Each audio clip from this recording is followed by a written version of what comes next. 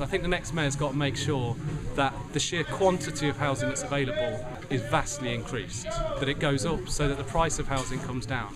I think they've got to tackle the power of these big home builders and property developers and say that it's not good enough that they sit on land when it can be released to build more housing. Certainly around where I live, there's a number of large houses which developers have taken on and have either run out of money or can no longer afford to redevelop them to turn large houses into flats.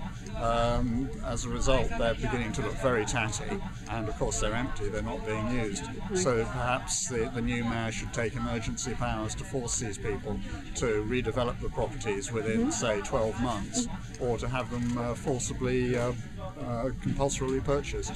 They also need to place a lot of responsibility back onto private landlords. You know, this idea that everyone in the UK is entitled to buy a new house, rent it out to someone, and then that's basically whatever they want to do with it is fine. I think it's not the way we should be looking at housing. Housing is a social good.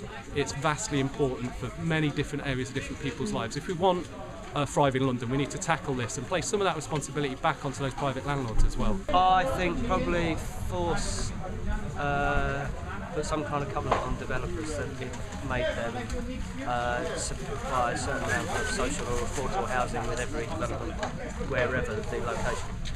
I want the next mayor of London to promise and make a commitment to ensuring that every Londoner has a safe, secure house, and that the kind of housing that they want as well, not just some place to call a roof over their head, but also somewhere where they can live, thrive and enjoy life in.